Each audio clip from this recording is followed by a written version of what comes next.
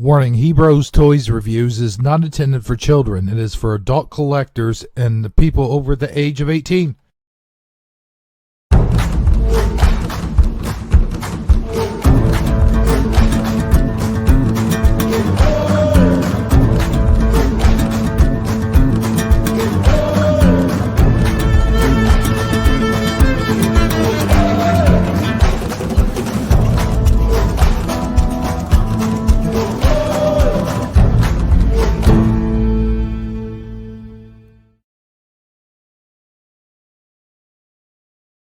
Introducing Leatherhead, the evil Cajun gator. Leatherhead, these are your targets, the friends of the Ninja Turtles. Usagi Yojimbo, the samurai rabbit. Usagi Yojimbo, the Usagi Yojimbo, the Usagi Yojimbo, the Usagi Yojimbo, the Pop-up display stand inside specially marked packages of turtle figures. Great for displaying turtles when they're not eating pizza. From Playmates. Hello everybody, Hebrew77 here, and welcome to TGIF. That's right, it's Friday, and this is the last Friday of Turtle Month. As Turtle Month continues, today we will be reviewing the 1988 Teenage Mutant Ninja Turtle action figure. That's right, Usagi Yojimbo, or Usagi Yojimbo, however you want to say it.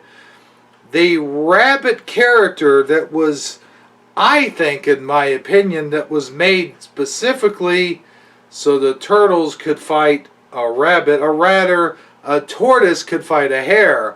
It was that whole storyline of the tortoise and the hare, and I think it was explored really well with the Teenage Mutant Ninja Turtle cartoon series, and then in later cartoon series, even better, as the series moved along into the later years, including the early 2000s, and to other Teenage Mutant Ninja Turtle series with Nickelodeon and all of that stuff. But anyway, before we get to the review, here's a history of Usagi Yojimbo. Roll that beautiful bean footage.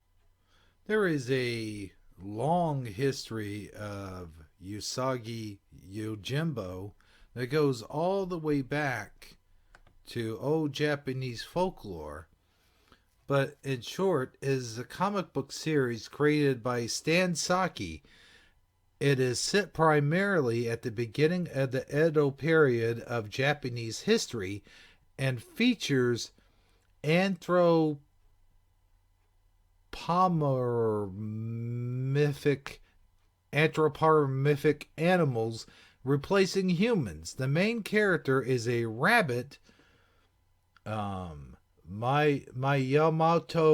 Usagi, whom Saki based partially on the famous swordsman Miyamoto Musashi. Usagi wanders the land on a Musho warrior's pilgrimage, occasionally selling his services as a bodyguard. Usagi Yojimbo is heavily influenced by Japanese cinema. It has included references to the work of Akira Kurosawa. Please excuse me if I'm butchering these names, which I do not read the Japanese names very well, apparently. The title of the series is derived from Kurosawa's, 1960 film Yojimbo, as well as icons of popular Japanese cinema such as Lone Wolf and Cub Zatachi and Godzilla. The series is also influenced somewhat by Gru the Wanderer by Sergio name hard to pronounce. Saki is the letterer for the series, but the overall tone of Usagi Yojimbo is more serious and reflective. The series follows the standard traditional Japanese naming convention for all featured characters, their family names, followed by given names. So that's a brief summary, and boy, are those words hard to read, let me tell you. But in short, Usagi Yojimbo has and a long history, a long and lustrous history, if you will, and but his first appearance of Teenage Mutant Ninja Turtles, which is what we're talking about, he appeared in episodes 32 and 34 in the third season of the 1987 Teenage Mutant Ninja Turtles animated series. He next appeared in episodes 23 and 26 in the second season of the 2003 Teenage Mutant Ninja Turtles animated series for an interdimensional tournament against the Turtles, along with Jin Saki, I think. He and Jin showed up again in episode 1 and 22 and 23 of season 3 for a Christmas party and continuation of the second season storyline, which primarily featured his world and characters.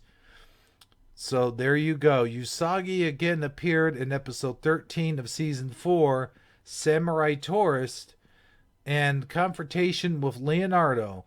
Although the focus was mainly on Jin, Usagi and Jin also attended the wedding of April O'Neil and Casey Jones in episode 13 of season 7, Back to the Sewer, titled Wedding Bells and Bites. He became one of their greatest interdimensional aliens and especially closest to Leonardo. So there you go. There's a, well, not so much brief history, as I've been talking about it for 4.5 minutes here. So with that out of the way, now let's get to the toy review. Woo! That was a long one.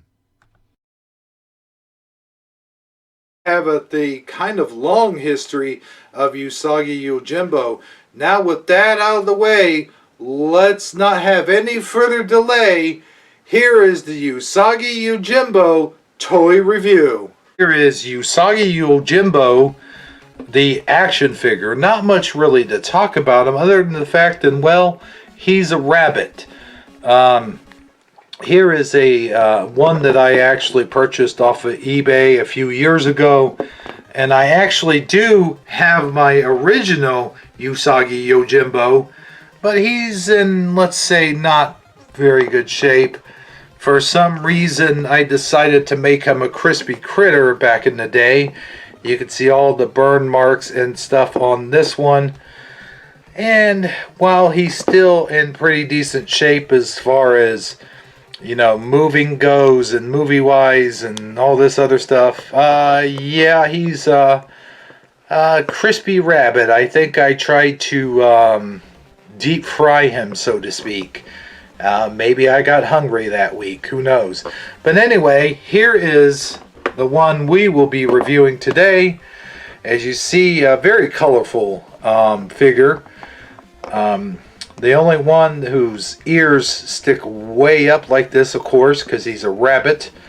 And he's almost got like that man bun thing going on. Thank God he doesn't. And, you know, so let's take a look. First, we'll start with the head. You've got a scrunchie, or whatever you want to call this, around the ears, holding the ears in place.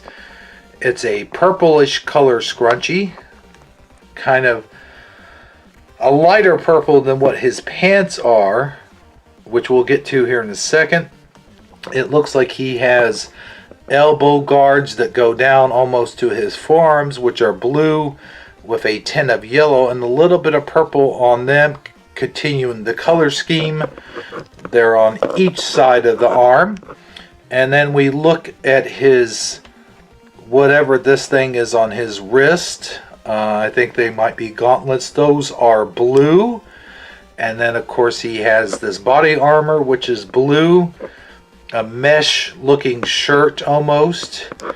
And then a yellow strap here. I guess that holds something. I'm not sure.